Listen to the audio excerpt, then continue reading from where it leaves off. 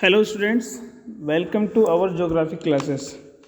Students, हमारी tertiary and quaternary activities यानी जो चैप्टर 7 है वो चल रहा था। हम उसका आज पार्ट 2 स्टार्ट कर रहे हैं।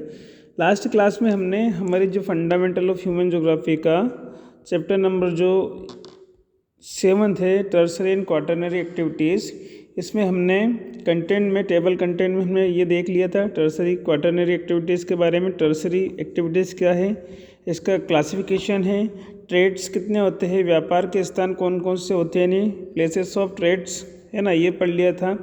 ट्रांसपोर्टेशन का हमने पढ़ लिया था लास्ट क्लास में, परिवहन क्या होता है ना, और परिवहन को कौन कौन से फैक्टर्स प्रभावित करते हैं। हमने आज की क्लास में हम स्टार्ट करेंगे पर्यटन यानी टूरिज्म क्या होता है ना, और कम्युनिकेशन संचार क्या, संचार के टाइप्स क्या हैं, और उसके बाद में अदर्स फैसिलिटीज़ जो है, अदर सर्विसेज है, और टूरिज्म क्या होता है ना, मेडिकल टूरिज्म, चिकित्सीय पर्यटन क्या होता है, अंकीय विभाजन यानी द डिजिटल डिवाइड क्या होती है, बाह्य स्रोतन यानी आउटसोर्सिंग क्या होती है, उसके कारण क्या है, और टर्सरी क्वार्टरनरी और क्वाइनरी एक्टिविटीज़ के बारे में हम पढ़ने वाले हैं। क्वार्टरनरी यानी चतुर्थ, और क्वाइनरी मतलब पंचम क्रियाकलाप के बारे में हम पढ़ने वाले हैं। देखिए, लास्ट क्लास में इतना कर लिया था हमने। आज हम स्टार्ट करने जा रहे हैं हमारा टूरिज्म। परिवहन हो गया था, परिवहन को प्रभावित करने वाले कारक हो चुके थे, ठीक है। आज हम पढ़ेंगे पर्यटन, ठीक है। पर्यटन क्या होता है, टूरिज्म क्या होता है, आज हम उसके बारे में पढ़ने वाले, ठीक है। तो टूरिज्म क्या होता है, देखिए, आप कोई सी भी ट्रेवल करते हैं, यात्रा करते हैं, तो उसका कोई एक उद्देश्य होता है ना, कि आप इस उद्देश्य के कारण वहाँ पर जा रहे हैं। लेकिन जो पर्यटन होता है, जो टूरिज्म होता है, उस टूरिज्म आप इसलिए करते हैं, पर्यटन इस में इसलिए जाते हैं क्योंकि वहाँ कोई ना कोई आपका उद्देश्य ना हो करके आप अपने रिफ्रेशमेंट के लिए जाते हैं, यानी एक स्थान से दूसरे स्थान तक बिना किसी लाभ कमाने के उद्देश्य से आप कोई यात्रा करते हैं, तो वो पर्यटन में आता है, टूरिज्म में आता है। जैसे यहाँ लिखा है, पर्यटन एक यात्रा है, एक ऐसी ट्रेवल है जो बिना किसी लाभ के, बिना किसी प्रॉफिट के एम से की जाती है, यानी बिना किसी उद्देश्य के की जाती है। इसके अलावा जितनी भी हम ट्रैवल करते हैं, यात्राएं करते हो, उनका कोई ना कोई उद्देश्य होता है। लेकिन पर्यटन जो होता है वो हम अवकाश के दिनों में यानी हॉलीडे के टाइम पे हम अपने आप को रिफ़्रेश करने के लिए, यानी खुश करने के लिए या टेंशन फ्री रखने के लिए हम यहाँ पर ऐसी जगहों पर घूमना पसंद करते हैं। तो पर्यटन क्या है, एक ऐसी यात्रा है जो बिना किसी प्रॉफिट के, बिना किसी लाभ के उद्देश्य से की जाती है, ठीक है। अदर वर्ड्स में हम देखें, दूसरे शब्दों में, तो वह यात्रा जो घूमने फिरने एवं मनोरंजन के लिए की जाती है, पर्यटन कहलाती है, ठीक है। तो पर्यटन की डेफिनेशन समझ में आ गई होगी आपको, जो बिना किसी उद्देश्य के और घूमने फिरने के लिए की जाती है, मनोरंजन के लिए किए जाती है, वो पर्यटन टूरिज्म कहलाती है, ठीक है। पर्यटन क्या है, सबसे बड़ा सेवा क्षेत्र में से एक है, ठीक है। सबसे बड़ा सेवा क्षेत्र में से आप पर्यटन को प्रभावित करने वाले कारक। लास्ट ईयर इसमें प्री बोर्ड में क्वेश्चन बना था कि अफेक्टिंग फैक्टर ऑफ टूरिज्म, ठीक है, पर्यटन को प्रभावित करने वाले कारक, ठीक है। अफेक्टिंग फैक्टर ऑफ टूरिज्म में हम देखें तो मांग कितनी है, पहला फैक्टर है मांग, ठीक है। मांग का मतलब है डिमांड, मतलब पहले हम देखा जाए तो पहले टूरिज्म की इतनी डिमांड नहीं थी। आदिमकालीन प्रिमिटिव सोसाइटी के लोग जो थे, तो उस टाइम पर तो कोई टूरिज्म हुआ नहीं करता था। लेकिन अब जब व्यक्ति के पास में टेक्नोलॉजी डेवलपमेंट किया, उसने आईसीटी का विकास किया है, तो तब से वह जब कार्यों में लगा रहा, तो वह अपने कामों में इतना बिजी हो जाता है कि उसको घूमने का समय नहीं मिलता, ठीक है। और अब ऐसे अट्रैक्टिव प्लेसेस भी है जहाँ पर घूमने की इच्छा जाहिर की जाती है, लेकिन समय नहीं मिलने के कारण। लेकिन अब क्या होता है, जैसे डेवलपमेंट हो गया है, तो व्यक्ति अपने हॉलीडे के टाइम में वो घूमना पसंद करता है। तो आजकल डिमांड बहुत ज़्यादा है, मांग उसकी ज़्यादा हो चुकी है, यानी किसकी, टूरिज्म की। तो पहले की शताब्दी में अवकाश के लिए मांग की तीव्रता इतनी नहीं बढ़ी थी, लेकिन आजकल जीवन स्तर जैसे सुधार हुआ है, तो फुर्सत के समय में अधिकांश लोग जो होते हैं विश्राम के लिए, रेस्ट के लिए अवकाश पर जाते हैं, इसलिए इसकी डिमांड ज़्यादा हो गई टूरिज्म की। उसके अलावा देखिए, ये जो पॉइंट है थोड़ा सा अभी छोड़ दीजिएगा क्योंकि ये अलग है, ठीक है, इसमें दिया नहीं, पीडीएफ में गलत आ रहा है। इसके अलावा आप देखिए, इसमें जो फैक्टर्स हैं, अदर फैक्टर्स में आप ट्रांसपोर्टेशन, परिवहन को सबसे ज़्यादा प्रभावित कौन सा करता है, एक तो हमने पढ़ा अभी मांग, डिमांड, ठीक है। दूसरा होता है ये दूसरा हमारा फैक्टर है परिवहन। तो परिवहन पर्यटन को ऑब्वियसली क्या करता है, इफेक्ट करता है ट्रांसपोर्टेशन में हमने पढ़ा था लास्ट क्लास में कि परिवहन क्या होता है, किसी वस्तु को एक स्थान से दूसरे स्थान तक ले जाने की जो सेवा है वही क्या है, परिवहन है, ट्रांसपोर्टेशन है। तो परिवहन सुविधाओं के सुधार के साथ पर्यटन क्षेत्रों का आरंभ हुआ है ना। और यह क्या करता है, जो आपका पर्यटक है ना, पर्यटक यानी टूरिज्म को प्रभावित करता है, ठीक है, ऑब्वियसली करता है। कि उदाहरण यदि आप वायु यात्रा द्वारा कुछ ही घंटे में अपने घरों से विश्व के कहीं भी किसी भी भाग में जा सकते हैं, तो आपके पास में जैसा परिवहन होगा वैसी उतनी आपकी यात्रा कर सकते हैं। कम समय में आप पूरे वर्ल्ड के अलग अलग कोने पर आप टूरिज्म करके आ सकते हैं। तो ट्रांसपोर्टेशन आप करके आ सकते हो। ट्रांसपोर्टेशन के 3 मोड होते हैं, जैसा कि हमने पढ़ा कि एक तो लैंड के थ्रू होता है, यानी स्थल के थ्रू, जो बस कार ट्रेन के थ्रू। उसके बाद में एक होता है जल के थ्रू, यानी शिप्स बोट्स वगैरह इनके थ्रू। और एक होता है एयर ट्रांसपोर्टेशन, यानी वायु के थ्रू। तो ये तीनों आपको प्रभावित कर सकते हैं अगर आपके पास में इनकी फैसिलिटी ना हो।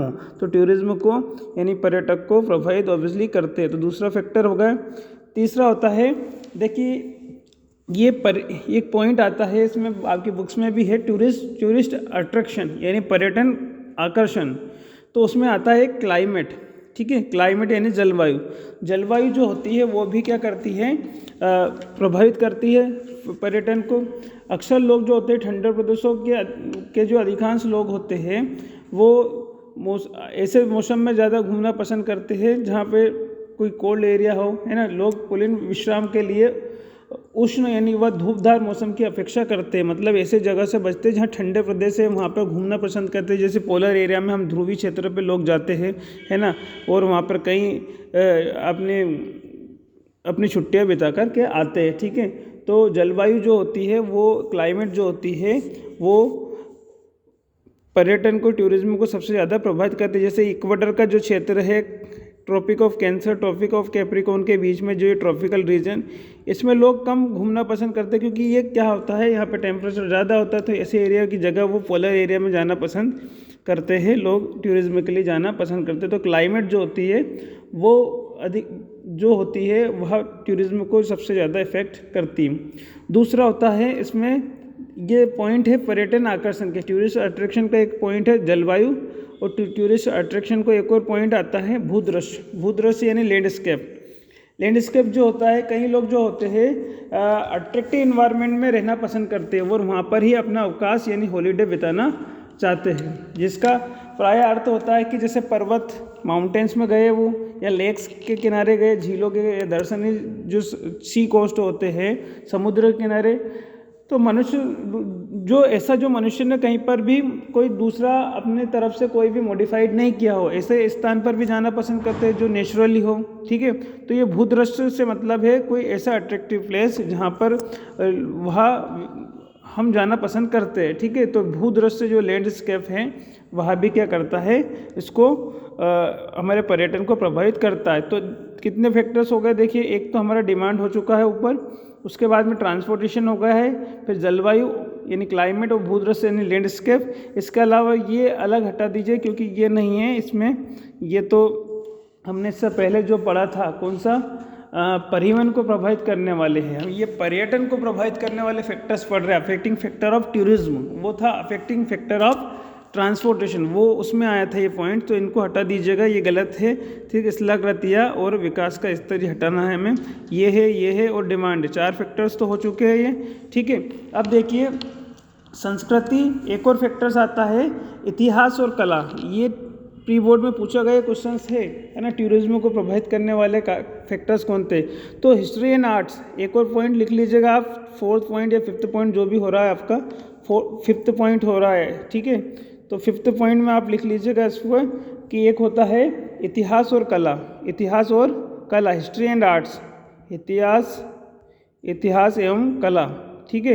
ये जो होता है, हम क्या होता है किसी भी हिस्ट्री की या किसी भी आर्ट्स को देखना पसंद करते हैं, इसीलिए हम किसी भी ऐसे किलों फोर्ट्स को देखना पसंद करते हैं, महलों में जाना या फिर कोई भी गिरजाघर है ना, उसमें जाना पसंद करते हैं। पुरातत्व जो होता है वो ऐसे स्थानों को, जैसे मोहनजोदड़ो है ना, ऐसे स्थानों पर या फिर ऐसे फोर्ट जो राजा महाराजा ने बहुत पुराने समय से बनाए थे उनको हम उन पर जाना हम पसंद करते हैं। ठीक है, तो ये इतिहास और कला में आप लिख सकते हैं कि जो व्यक्ति जो होता है टूरिज्म को कौन सबसे ज़्यादा प्रभावित करते हैं। अगर किसी क्षेत्र विशेष में बहुत सारे किले हैं, है ना, बहुत सारे महल है, गिरजाघर है, तो वहाँ पर टूरिज्म का अट्रैक्शन ज़्यादा होगा, इसलिए पर्यटन को ये भी प्रभावित करता है। अफेक्टिंग फैक्टर ऑफ टूरिज्म में क्या आएगा, इतिहास और कला, है ना, यानी हिस्ट्री एंड आर्ट्स।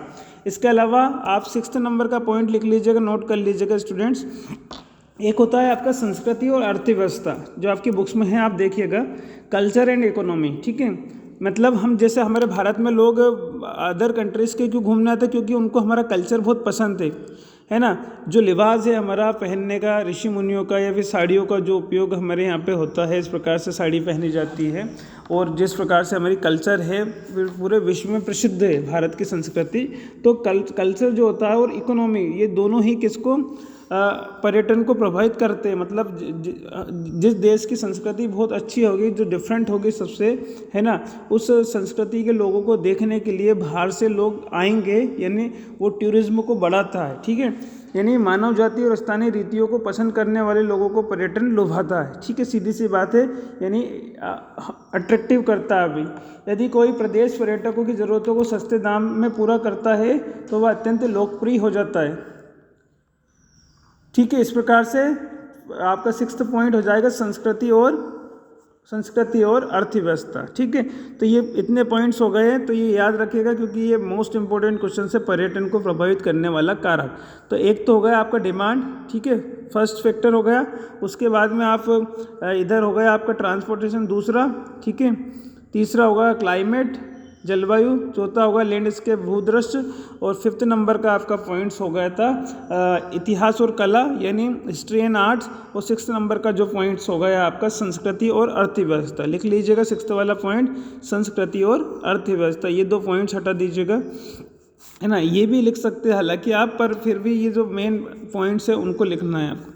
अब देखिए आगे संचार पढ़ते हैं। संचार क्या होता है, देखिए ये अपने आप में एक चैप्टर से, इसको ब्रीफली पढ़ेंगे डिटेल में हम। इसके बाद में एक चैप्टर से आता है ट्रांसपोर्ट एंड कम्युनिकेशन, यानी परिवहन एवं संचार। ठीक है, तो हम संचार को क्या होता है, देखिए परिवहन में क्या पढ़ा था, हम किसी वस्तु को एक स्थान से दूसरे स्थान तक ले जाने को हम परिवहन कहते हैं। ठीक है, यहाँ से किसी गुड्स को यहाँ पर लाए हम, तो ये परिवहन था। लेकिन संचार का मतलब ये नहीं होता है। संचार में यह भी एक सर्विस है ना, एक ऐसी सर्विस जिसमें इन्फॉर्मेशन को एक जगह से दूसरी जगह भेजा जाता है। मतलब वस्तुओं को नहीं ले जाया जाता है, इसमें गुड्स को नहीं ले जाया जाता है, इसमें केवल इन्फॉर्मेशन को ले जाया जाता है। इन्फॉर्मेशन यानी जानकारी को, ठीक है। जैसे आपने व्हाट्सअप के थ्रू या फेसबुक के थ्रू या ईमेल के थ्रू या फिर किसी भी मैसेज के थ्रू आपने आपकी इन्फॉर्मेशन दूसरे व्यक्ति तक पहुँचाई की, तो आपने क्या किया है, कम्युनिकेशन किया है। ठीक है, संचार किया है। ठीक है, तो संचार आपको समझ में आया होगा। संचार क्या होता है, संचार का मतलब होता है इन्फॉर्मेशन को एक स्थान से दूसरे स्थान तक ले जाना, एक व्यक्ति से दूसरे व्यक्ति तक जानकारी पहुंचाने की व्यवस्था, यानी मैनेजमेंट जो होता है संचार जो होता है संचार कहलाता है। संचार जो होता है, कम्युनिकेशन जो होता है, विकास और जीवन स्तर सुधार में अहम भूमिका निभाता है, क्योंकि हम कम समय में अपनी जो इन्फॉर्मेशन है कई किलोमीटर दूर पहुंचा सकते हैं। पहले ये इसका विकास नहीं था। संचार के प्रकार, तो ये टाइप्स लिख लीजिए या कुछ भी बोल सकते हैं कि संचार के और कैसे संचार होता है। तो एक तो संचार जिसको संचार यानी कम्युनिकेशन जो होता है, देखिए कम्युनिकेशन है ये, ठीक है, कम्युनिकेशंस। तो कम्युनिकेशन जो होता है इसमें क्या करते हैं हम, संचार में एक व्यक्ति से दूसरे व्यक्ति के पास में जानकारी जाती है, इन्फॉर्मेशन जाती है। ठीक है, तो आदान प्रदान को संचार कहा जाता है। संचार के साधन को हम बात करें तो मोबाइल है ना, मोबाइल है, पत्र है। जैसे हमने व्हाट्सअप किया तो हमारी एक इन्फॉर्मेशन दूसरे व्यक्ति के पास में गई। ठीक है, एक व्यक्ति से दूसरे, ये पत्र भेजा तो एक व्यक्ति से दूसरे व्यक्ति को भेजा, यानी एक व्यक्ति से दूसरे व्यक्ति के बीच में अगर कोई इन्फॉर्मेशन भेजी जाती है तो वो संचार है, कम्युनिकेशन है। लेकिन दूर संचार, जनसंचार क्या होता है, देखिए जनसंचार, यहाँ पे वर्ड ही समझ लीजिए, है ना, जनसंचार। जनसंचार का मतलब ये होता है, जन मतलब लोग और संचार मतलब सूचनाओं को एक जगह से दूसरी जगह तक भेजना, सेंड करना, है ना, इन्फॉर्मेशन का sending. If we sending information one place to another place, ठीक है, दैट इज कॉल्ड कम्युनिकेशन, उसे कम्युनिकेशन कहलाता है। जनसंचार मतलब पब्लिक तक, मतलब ऐसा संदेश जो हमें एक व्यक्ति से दूसरे व्यक्ति को नहीं, बहुत सारे व्यक्तियों को भेजना हो, ठीक है, एक से अधिक व्यक्तियों को भेजना हो, तो इसे को बोलोगे टेलीकम्युनिकेशन, ठीक है। तो जनसंचार एक स्रोत से अनेक व्यक्तियों के बीच जानकारी पहुंचाने की प्रक्रिया जो है, प्रोसेस है, वो जनसंचार इन टेलीकम्युनिकेशन कहलाती है। जनसंचार के साधन जैसे आपको देखो टीवी से एक व्यक्ति से दूसरे व्यक्ति को न्यूज़ नहीं मिलती। एक जो आपको न्यूज़ चैनल पर जो बताने वाला व्यक्ति है, वह उस न्यूज़ चैनल के थ्रू विश्व में या फिर अपने भारत के कई लोगों के पास में एक समय में इंफॉर्मेशन पहुंच जाती। ऐसे ही रेडियो है, इंटरनेट है, ये क्या है, टेलीकम्युनिकेशंस के एग्जांपल्स है, ठीक है। तो इसको याद रखिएगा, 3 टेलीकम्युनिकेशन है। और जो मोबाइल है, हमने जो पत्र पढ़े, वो संचार है केवल, और ये क्या है, जनसंचार यानी टेलीकम्युनिकेशंस में आते हैं, ठीक है। अदर फैसिलिटीज़ तो हमने पहले ही बता चुका हूँ कि जैसे डॉक्टर, शिक्षक आदि की सेवाओं को अन्य सेवाओं में शामिल किया जाता है, अदर्स फैसिलिटीज़ में काउंट किया जाता है, क्योंकि ये सेवाएं है जो हम देते हैं। यह सेवाएं जीवन स्तर यानी जो जीवन का स्तर है ना, लाइफ एक्सपेक्टेंसी, जो ये लाइफ का जो लेवल है, स्टेज है, उसकी वृद्धि और विकास करती, ग्रोथ एंड डेवलपमेंट के लिए अत्यंत आवश्यक होती हैं, ठीक है। चिकित्सा पर्यटन क्या होता है, देखिए इसमें क्वेश्चन पूछा जाता है, आपके एनसीईआरटी की बुक्स में एक ब्रैकेट बना के दिया गया है, चिकित्सा पर्यटन, ठीक है, मेडिकल टूरिज्म, ठीक है, इसको क्या बोलेंगे, मेडिकल टूरिज्म। जब व्यक्ति क्या है, चिकित्सा के लिए यानी आपका अपने इलाज के लिए, ठीक है, अपने ट्रीटमेंट के लिए, अपने इलाज के कराने के लिए एक जगह से दूसरी जगह जाता है, तो यह चिकित्सा पर्यटन कहलाता है, ठीक है। चिकित्सा पर्यटन मतलब जैसे अदर कंट्री का व्यक्ति हमारे मान ली भारत की जो मेडिकल फैसिलिटी बहुत अच्छी है, तो अदर कंट्री का व्यक्ति अगर हमारे यहाँ पर कुछ इलाज करवाने के लिए हमारे यहाँ आ रहा है, तो ये चिकित्सा पर्यटन में आएगा, ठीक है। तो पर्यटन अलग है, पर्यटन बिना किसी उद्देश्य के जो यात्रा की जाती है वो पर्यटन होता है, लेकिन चिकित्सा पर्यटन में कोई एक उद्देश्य होता है। कौन सा उद्देश्य होता है, इलाज करवाने का, ठीक है, ट्रीटमेंट करवाने का। तो जब कोई व्यक्ति अपना इलाज करवाने के लिए एक जगह से दूसरे जगह पर जाता है, तो उसे हम बोलते हैं चिकित्सा पर्यटन, ठीक है। ये समझ में आ गया होगा क्लियरली, ठीक है। अब आता है अंकीय विभाजन, बहुत अच्छा इंपॉर्टेंट क्वेश्चन है जो पूछा जा सकता है, ठीक है।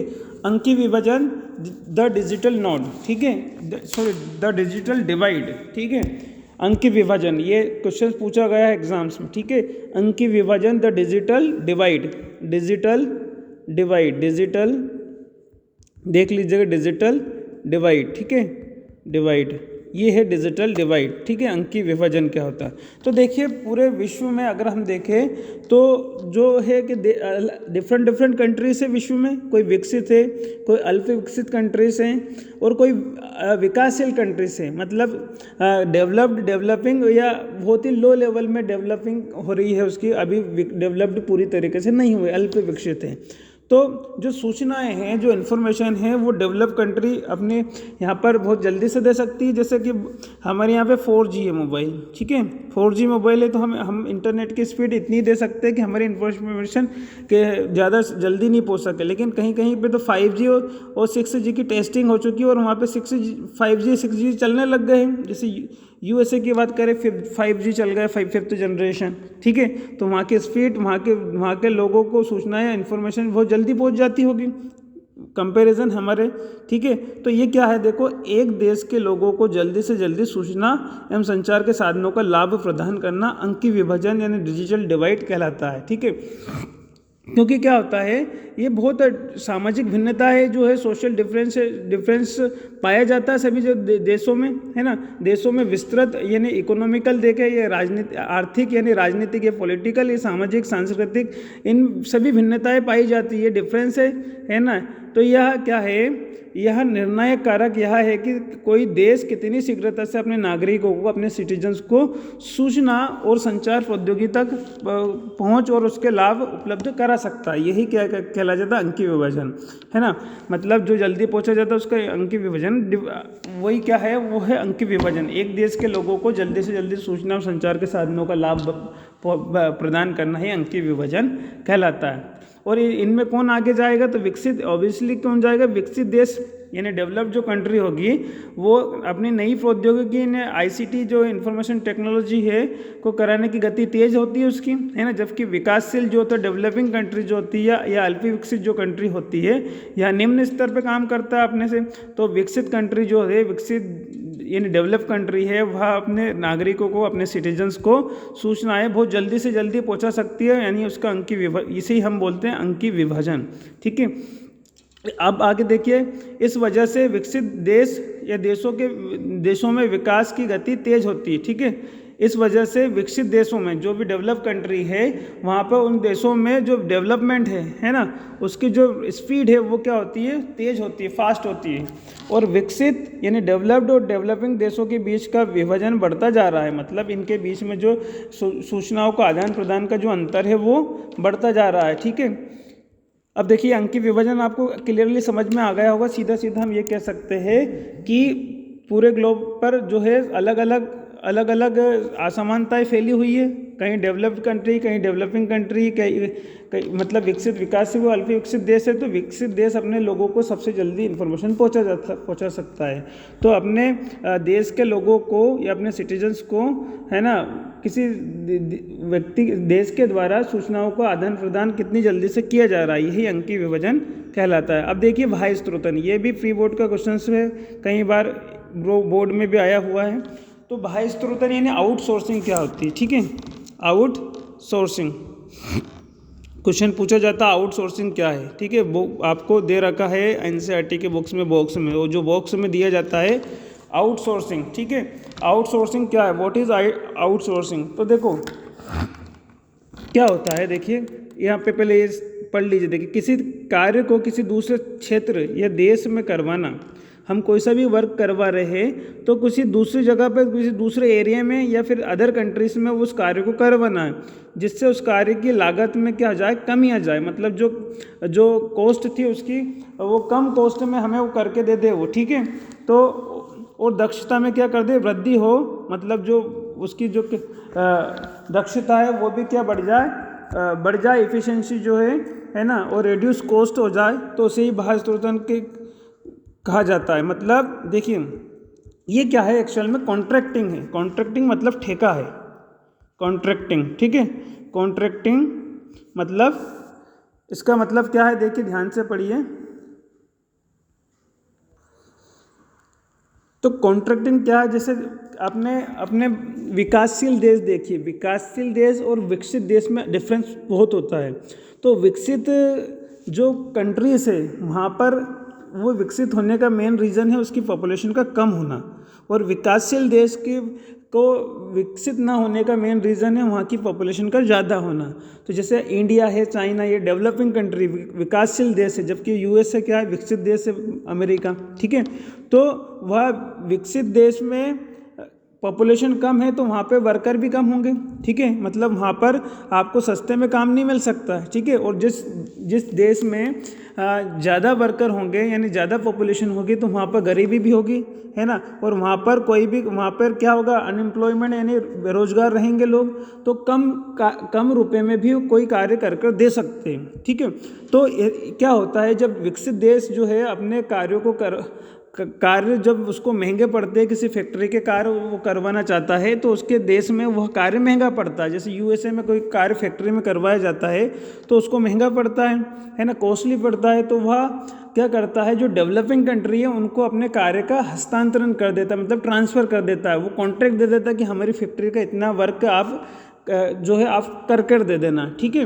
तो वो विकसित देश जो होता है, डेवलप्ड कंट्री होती है, वो विकासशील जो देश होता है, डेवलपिंग कंट्रीज जो होती है, उनको अपना कार्य दे देता है। और चूँकि जो डेवलपिंग कंट्री होती है, विकासशील देश होते हैं, उन विकासशील देशों में बहुत पॉपुलेशन है तो कम मजदूर ज़्यादा होते, लेबर ज़्यादा होते, तो कम रुपए में भी उनका कार्य करके दे सकते हैं। जहाँ पर मान लो अमेरिका में 10 रुपये मतलब 100 रुपये में कोई काम हो रहा है तो वो 50 रुपये में अपना दूसरा विकासशील देश करके दे सकता है, तो उसको 50% यानी 40% में ही वो कार्य मिल जाता है।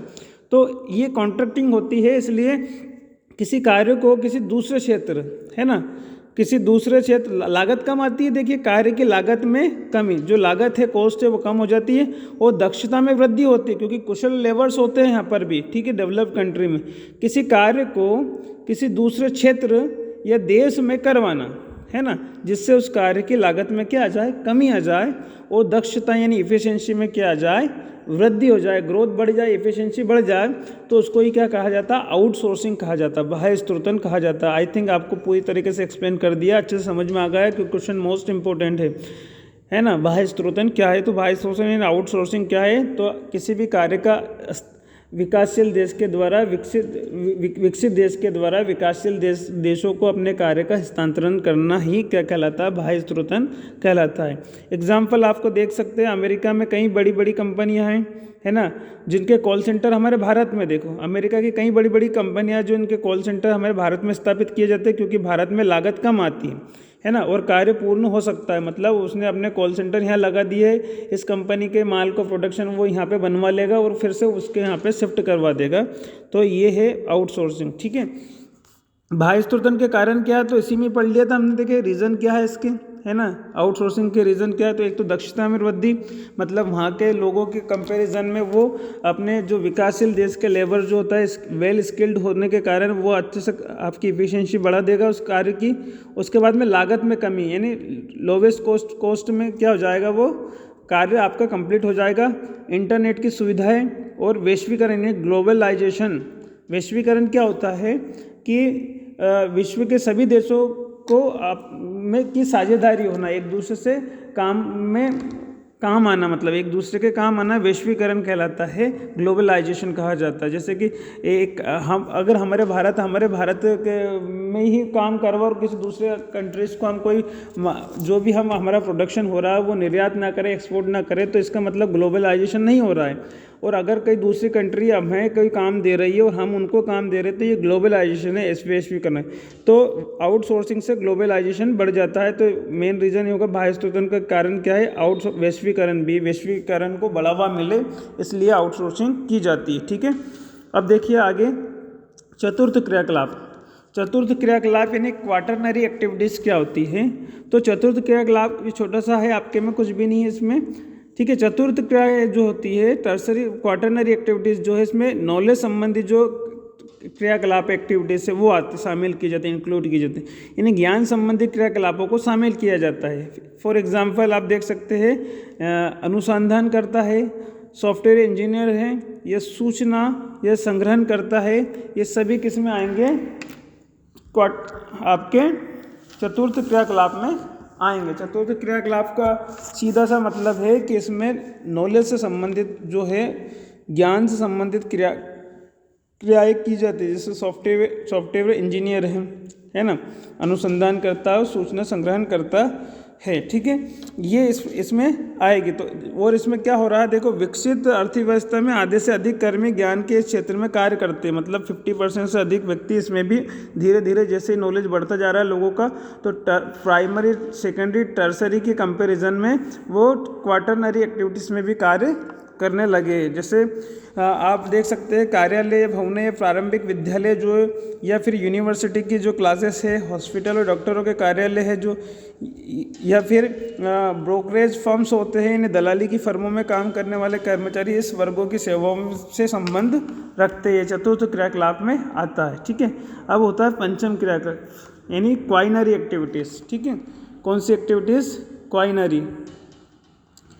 क्वाइनरी एक्टिविटीज़, ठीक है, वो क्वाटरनरी था, ये क्वाइनरी एक्टिविटीज से पंचम क्रिया है, ठीक है। इसमें क्या आता है, इस क्रियाकलाप में यानी इस एक्टिविटीज़ के अंतर्गत जो है नई व्यवस्था और विचारों की रचना करने वाले लोगों को शामिल, मतलब जो एक नई व्यवस्था बनाते हो या विचारों की रचना, मतलब कोई भी नीति बनाता हो, है ना। हम तो क्या करते हैं, कोई सा भी रूल्स बनाएगा तो उसको फॉलो करते हैं, लेकिन वो रूल्स किसने बनाया है, तो वो पंचम क्रियाकलाप करने वाले जो भी अनुसंधान करता है, ठीक है, नीति निर्धारक है, उनने बनाया होगा। तो देखिए उदाहरण के लिए जैसे नीति निर्धारक जो भी नीति बनाई है ना, उन्होंने वो आएंगे, और परामर्शदाता यानी कंसल्टेंट्स और प्रबंधक, मैनेजमेंट करने वाले आदि, ये पंचम क्रियाओं में शामिल होते हैं, ठीक है। तो हमने ये इस चैप्टर्स में सारे आज टर्सरी और क्वाटरनरी एक्टिविटीज़ का चैप्टर कंप्लीट किया है। ठीक है, तो आप इसमें से मोस्ट इम्पोर्टेंट आप लगा सकते हैं कि एक तो बाह्य स्त्रोतन क्या है, बाह्य स्त्रोतन के कारण क्या है, एक तो ये पूछा जा सकता है, मोस्ट इम्पोर्टेंट है। हालांकि पढ़ना पूरा ही है क्योंकि सभी जरूरी है इसके वाला में। इसके बाद में अंकीय विभाजन है, द डिजिटल डिवाइड क्या होता है ना। चिकित्सा पर्यटन टूरिज्म जो है ये मेडिकल टूरिज्म और अदर्स जो है सभी को आपको अच्छे से पढ़ना है। और ये पर्यटन को प्रभावित करने वाले फैक्टर्स जो है मैंने लिखवाए थे, इसके अलावा 2 को छोड़ करके, तो वो भी आपको करने हैं अच्छे से। तो आज की क्लास में इतना ही स्टूडेंट्स। ये हमारा टर्सरी और क्वाटरनरी एक्टिविटीज़ का जो चैप्टर से पूरा कंप्लीट होता है ना। मिलते हैं अब हम किसी ऐसे ही अच्छे लेक्चर्स को लेकर के। आज की क्लास में इतना ही स्टूडेंट्स। ठीक है, गुड बाय।